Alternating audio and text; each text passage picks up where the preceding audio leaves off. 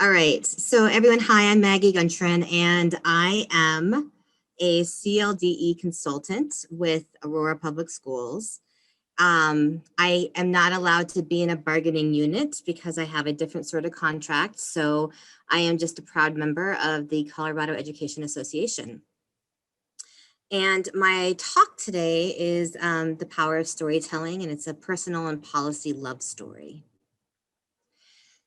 So I'd like to start my talk with this quote: "The best way out is always through." And I actually don't know if Robert Frost is the author of this quote. I say it a lot, and so I was like, I better find out who says this. I mean, J.K. Rowling's being quoted a lot. I don't think that's actually true. So let's just pretend at this point that it's Robert Frost. And as everyone knows, this has been a difficult year. And I don't think that my year has been any harder than anyone else's. It's just been my particular hard. And with that said, I want to just do a little bit about my union journey. I'm in my 26th year of education. I started teaching in the Mississippi Delta, as my fellow ambassadors and mentors know. My story of stealth actually lies in the idea of being part of that union my first year of teaching. And since then, I've been kind of hit or miss with the union. I've been doing, I teach a co-pilot class, and which has been a really good experience. It's been really hard. Lots of renditions, lots of feedback. Sometimes teachers aren't very nice, but it's always good to grow, as someone else mentioned, in everything that we do.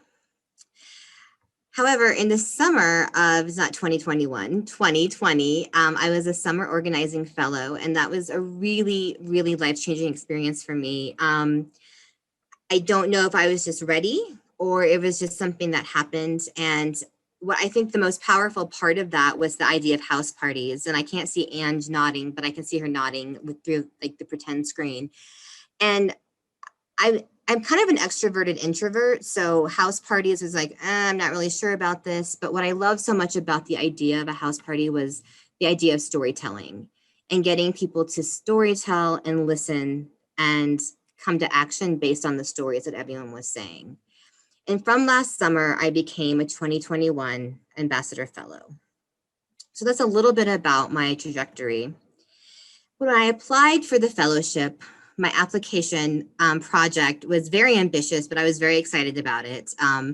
It was a multilingual learner student pedagogical advisory group based off of the work of Chris Imden. And I was super turned off by this title of this book when it first came out, but then I heard him speak at Regis, and needless to say, I was impressed. And so a friend and I had decided, oh my gosh, we are going to get a group of multilingual learner students, and we are going to teach them how to give feedback, because who needs feedback more than teachers?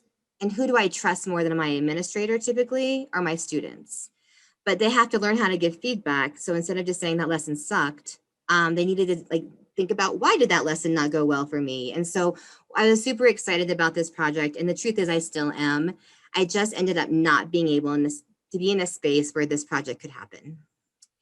And then we started having our ambassador meetings, and I was like, I have no idea what I want to do. All these people are super green. They have their plans, they have their lists. And I'm like, I don't know. I don't know what I'm going to do. So my Ignite talk is really around a personal introspective work that I did this year as a fellow. And it's a trifecta of storytelling. So there's my personal storytelling, there's the policy storytelling, there's collective storytelling, and how at the center of all of this is a point where I believe equity can happen. So this is a little bit about that trifecta. I want to read these quotes to you, but I won't. So I'm going to go ahead and just give you a couple of seconds to read through them.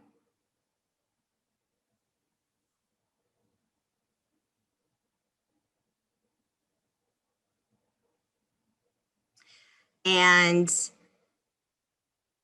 the quote I'm going to focus on the most right now is, "Stories operate on both a personal and collective level." These quotes come from a text called Storytelling for Social Justice. And the subtitle of this book is "Connecting Narrative and the Arts in Anti-Racist Teaching."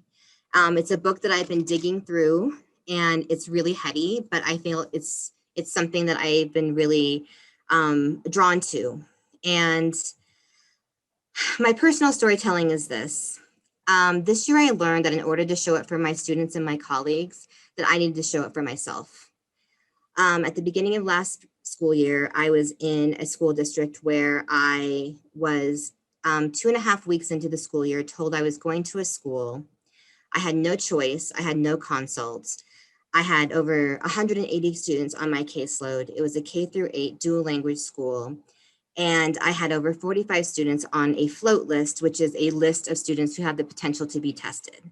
I knew no students, I had no support, and I was lied to, I was gaslit, and on top of all of that, the pay in our district was frozen. And I decided that there's no way that I'm going to be my best person this year if I cannot set boundaries for myself.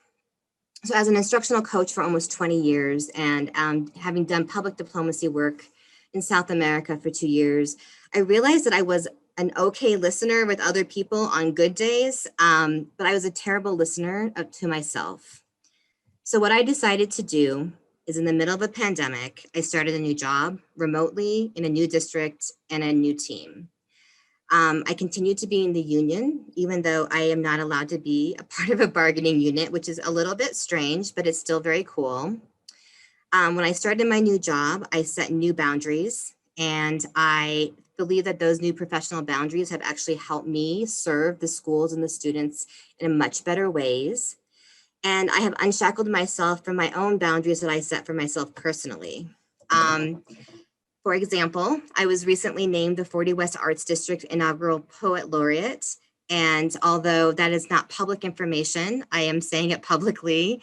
And it was something I never thought I'd be able to do, but I decided to shed my own boundaries and shed my own shackles. And I said, I am going to do what I need to do. And by being my best self and telling my best story, I'm going to be the best person for my community and my kids when I'm at work. And I am now starting my master's in public administration, partly because of this fellowship. I also realized through this fellowship that every policy is a story. There are no policies without an idea, and an idea is a story. And although my master's degree is actually in ed policy, it was all theory, it was all research, and that is stuff I can live in. I can live and die in that stuff. But what I realized is that I had no idea how to operationalize that story. And so that was one of my goals this year as a fellow. And so what I did is I did my own research about how this happens, because I obviously wasn't paying attention in civics. I took a mini course on the policy process, and I explored 3 texts. So I had the Storytelling for Social Justice. I have a book called Slow Democracy, and also a book that everyone has been talking about for years, and I don't love it, but there are some good pieces around crucial conversations. There's some issues, I just want to say that, but someone recommended it, so I decided to go ahead and try it out. And then in terms of our collective story, like that third part of the trifecta, I am going to read this to you. It comes from the Slow Democracy book. Slow democracy incorporates people from all walks of life and the full range of human conditions, from talkers to doers, to those who value charts and graphs, and those who love chatting over coffee. It builds on the already existing web of relationships that form community, recognizing that some of the best ideas come from taking a walk with a neighbor. And it forges new relationships, introducing us to people we might have avoided but come to appreciate. I think during the last 4 years, I did a lot of avoiding of people who I didn't like and who I didn't like their politics. And the truth is I still avoid those people, but I realize that there has to be a story there. And without understanding their story, I am never going to change their mind about how things could be better for everyone. And so what I've learned this year is that this collective storytelling, whether it's not the same story that I want to tell, is still an important part of our work as a union to make sure that all voices are represented, even if it might not be the voice that I feel like should be represented. In terms of my next steps, obviously I said there's a lot going on in my life personally, but I have a friend named Lisa Vinnick, and I don't know if you can see this, but she has this saying called 30 seconds of bravery. And she actually made me a necklace, and stamped on this necklace, it says 30 seconds. And what this means is that there has to be points in our life when we stand up, and even if our voice shakes, we stand up for the right thing. So even if that collective story I hear isn't the one that I think should be told, I need to have my 30 seconds of bravery to ask the right question. And I invite all of us as our next steps to tell your story and to listen to others and to embrace the power of words and language. Thank you.